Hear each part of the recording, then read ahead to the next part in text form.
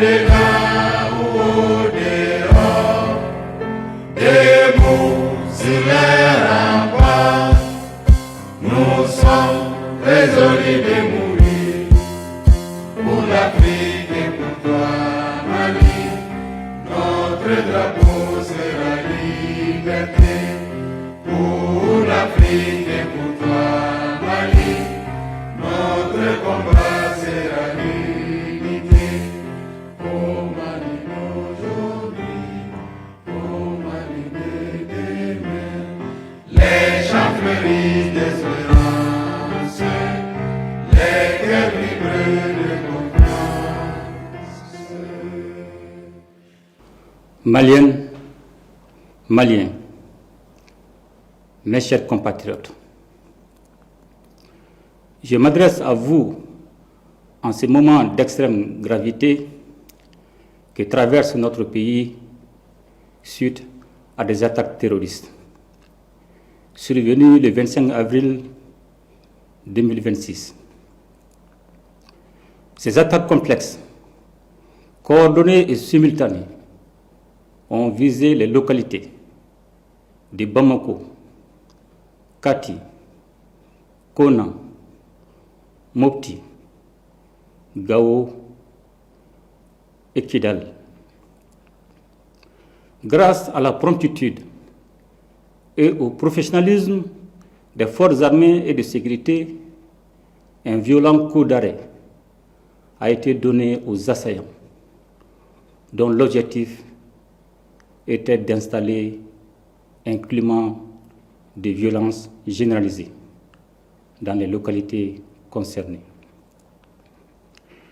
Grâce au sang-froid des hommes engagés et au maintien de la cohérence de la chaîne de commandement, le plan funeste de l'ennemi a été déjoué avec la neutralisation d'un nombre important d'assaillants. À l'heure où je vous parle, le dispositif est renforcé, la situation est maîtrisée et les opérations de ratissage, de recherche, d'exploitation du renseignement et de sécurisation se poursuivent.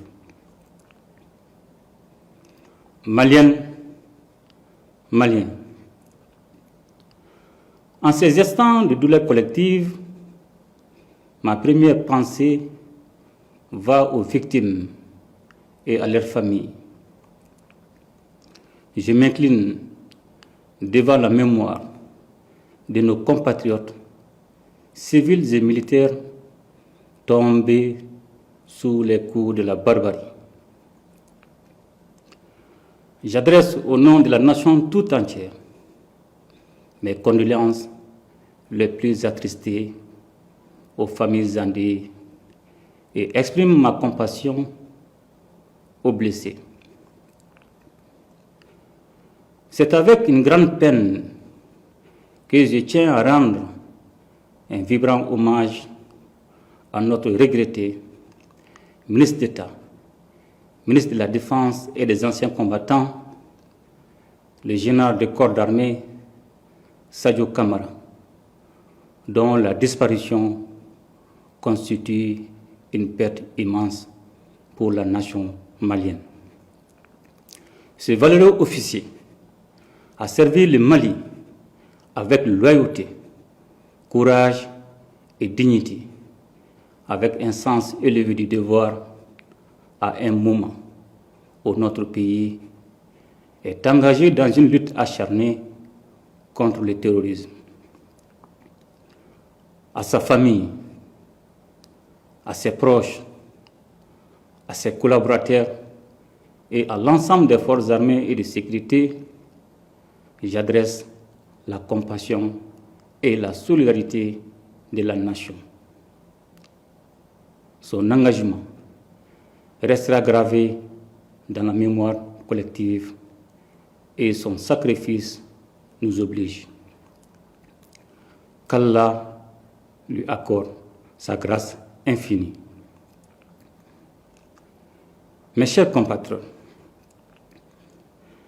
Ces attaques ne sont pas des faits isolés, elles s'inscrivent dans un vaste plan de déstabilisation conçu et exécuté par les groupes armés terroristes et les sponsors internes et externes, qui leur fournissent du renseignement et des moyens logistiques.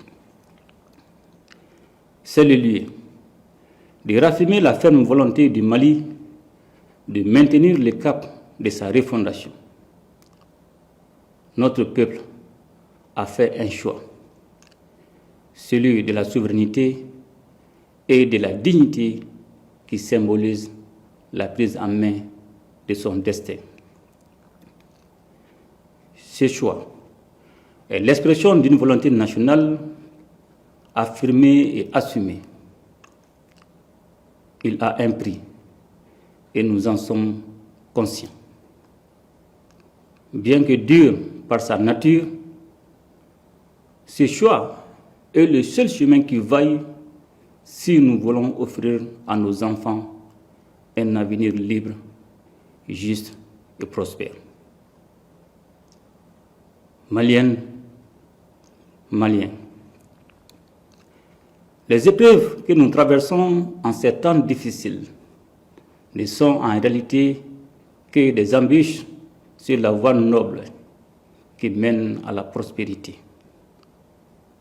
Nous devons garder à l'esprit que c'est dans l'épreuve qu'une nation doit conforter sa cohésion et son unité.